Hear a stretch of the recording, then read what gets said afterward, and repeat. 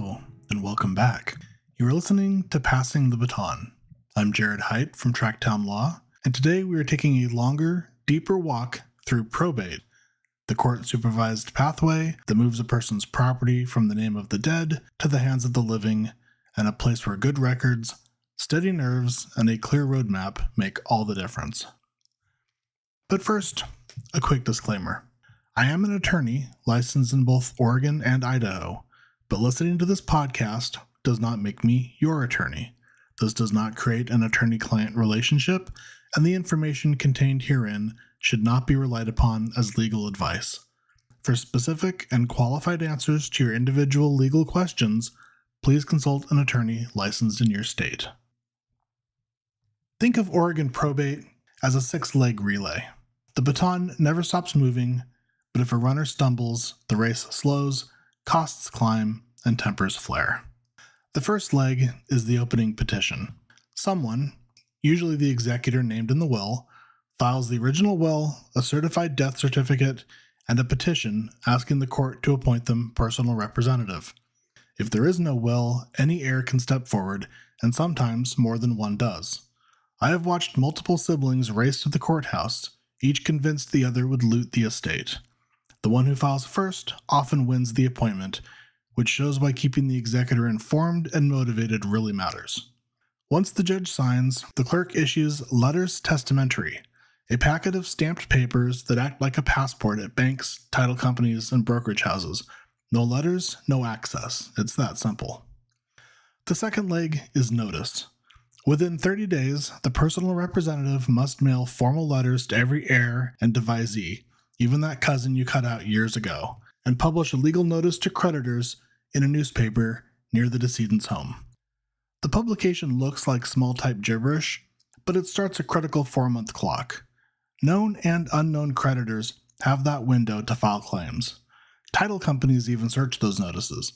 If the probate never opens, real estate sales can stall later because buyers worry about hidden claims. Leg 3 is inventory and appraisement, and it trips up many first-time executors. Every asset owned on the date of death must be listed with a fair market value. Houses, bank accounts, RVs, gun collections, even cryptocurrency wallets. We pull assessor data, online brokerage statements, Zillow estimates, and often hire a certified appraiser for real estate and rare collectibles. The list must hit the court within 90 days. Miss that deadline, and you risk a court citation, and, worse, a judge who no longer trusts you. A clear inventory also drives insurance decisions. The minute you list a vacant house, you need to call the insurer and switch to a vacant dwelling policy, or a kitchen fire weeks later can leave the estate uninsured. The fourth leg is the longest: debt payment and asset management. Oregon law sets a pecking order. Support for a surviving spouse and children comes first in the form of a support allowance. If the payment of the support allowance will leave the estate insolvent, then statute requires that this support is limited to 1/2 of the total estate. The support allowance is determined by the probate court to be what is reasonably necessary. If you would like a more in-depth episode on support allowances, leave a comment on this episode and I can add it to the schedule. Next come the administration costs, court fees, publication fees, legal fees, and the accountant's bill. Next is the funeral, but only up to the statutory cap of $3,500. Lavish headstones do not jump the line. Taxes follow: final personal returns, estate tax if the estate tops Oregon's $1 million threshold, and any back income tax. Only when those are covered do we look at medical and hospital expenses of the final illness. While bills are sorted, the representative must preserve value: mow lawns, change furnace filters, renew CD ladders, and catch expiring homeowners policies. Selling real property usually requires either a will clause expressly authorizing sale or a petition to the court. Oregon judges read listing agreements, price reductions, and closing statements, and they scrutinize insider deals like a hawk. If an heir wants to buy a family home, get an independent appraisal and file it. Transparency saves lawsuits. Leg 5 is accounting. Once the 4-month creditor period ends and the big bills are settled, the personal representative prepares a running ledger. Every penny received, every check written, every asset sold, and the proposed split among the heirs. Oregon uses form accountings, but the detail is intense. Put a decimal in the wrong column and the court kicks it back. Heirs receive copies and you have a window, often 30 days, to object. Objections range from "you paid yourself too much" to "why did you sell Dad's truck for so little?" Most disputes settle after the executor produces supporting invoices, but unresolved fights go to a hearing. Good accounting software and scanned receipts are the difference between a 5-minute approval and a morning in front of the judge. The final leg is distribution and closing. The representative writes checks or deeds property to heirs exactly as the will or intestacy directs. Each heir signs a receipt, and those receipts go into the closing declaration. The judge reviews, signs a judgment of final distribution, and the estate closes. Bond is released, the representative is discharged, and the baton finally rests. Why does probate carry such a bad reputation? Time, cost, and publicity. Even a friendly, well-documented estate in Lane County averages 9 to 12 months. If real estate lingers on the market, or an heir drags feet, a year becomes 18 months.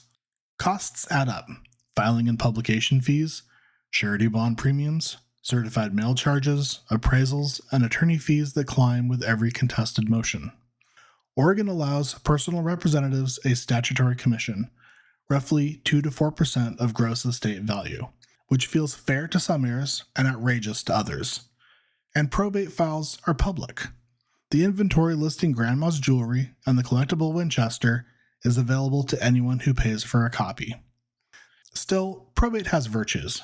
It provides a structured forum to settle disputes. A disinherited child cannot quietly lean on an executor. Objections must be written, filed, and argued.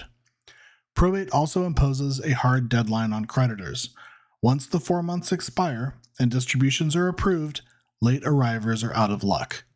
Estates with looming lawsuits, perhaps the decedent died in a car accident they caused, benefit from a judge who signs off on compromises and bars claims once the case closes.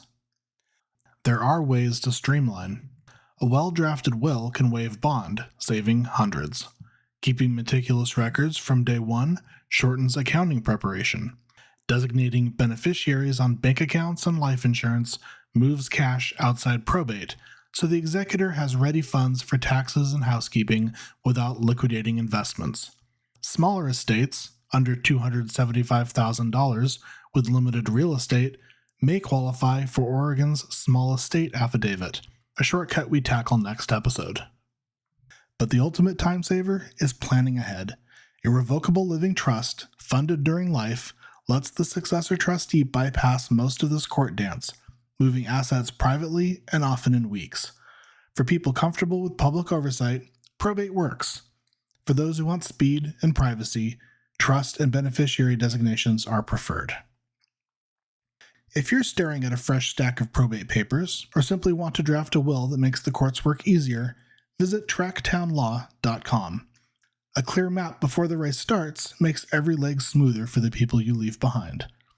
Next episode explains Oregon's Small Estate Affidavit, the built-in shortcut for modest estates.